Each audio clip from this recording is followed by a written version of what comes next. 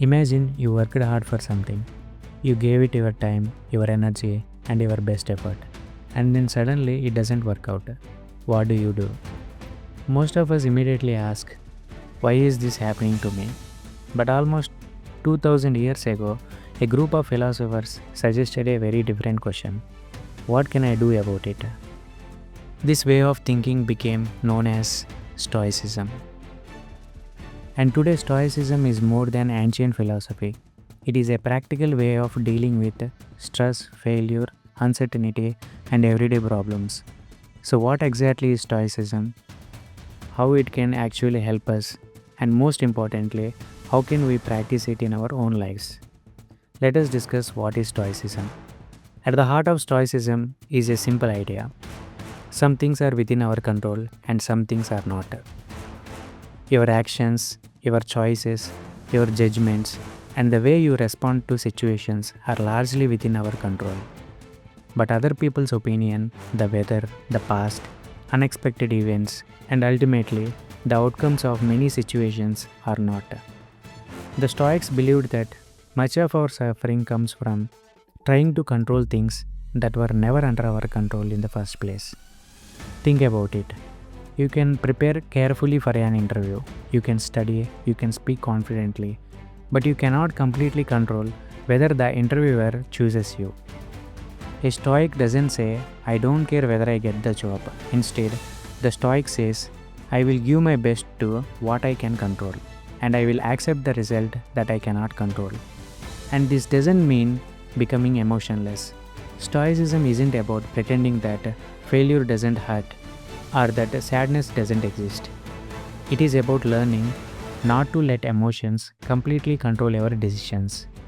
Now let us see how can Stoicism help us. Let's take a simple example. Imagine you post something online and someone leaves a harsh comment. Your first reaction might be anger. You might immediately want to respond. You might spend the next hour thinking about what that person said. But stop for a moment. Ask yourself, is their opinion under my control? No. Is my response under my control? Yes. You cannot control what someone thinks about you, but you can control whether you react with anger or respond calmly.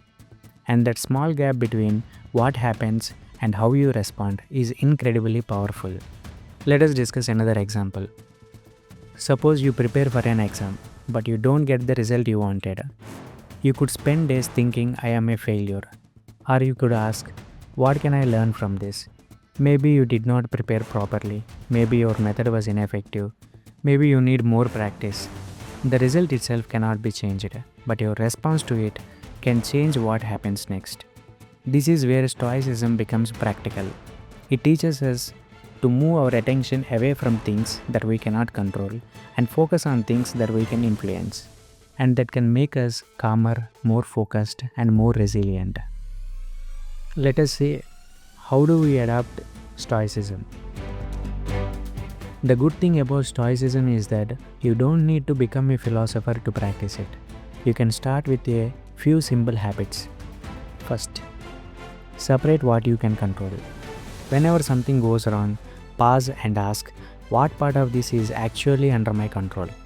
If you are stuck in traffic, you cannot control the traffic, but you can control whether you spend the entire journey becoming angry. If someone insults you, you cannot control their words, but you can control your response. This simple question can prevent a lot of unnecessary frustration. Second, focus on your response. You cannot always choose what happens to you, but you can work on choosing your response. When something goes wrong, give yourself a moment before reacting. Don't immediately send the angry message. Don't immediately make the emotional decision. Pause, think, then respond. That pause is where self-control begins. Third, accept reality instead of fighting it. Acceptance doesn't mean giving up. It means seeing reality clearly. If something had already happened, wishing that it had happened differently won't change the past. Instead, ask, what can I do now? You lost the opportunity. What you can learn? You made a mistake. How can you correct it? Someone rejected you. What is your next step? Stoicism turns acceptance into action. Fourth, This is my favorite part, practicing discomfort. Stoic thinkers also encouraged people not to become completely dependent on comfort. That doesn't mean deliberately making life miserable. It means occasionally doing difficult things by choice. Wake up early in the morning, finish the work you don't feel like doing, put away your phone for a while, have the difficult conversation you have been avoiding. But why? Because every time you willingly face a small discomfort, you strengthen your ability to deal with bigger ones. And finally, ask yourself one question every night. Before going to sleep, take a few minutes and reflect on your day. Ask, what did I do well? Where did I lose control of my emotions? What could I have handled better? This is not about judging yourself, it is about improving yourself. Because Stoicism is not about becoming perfect, it is about becoming better at responding to life.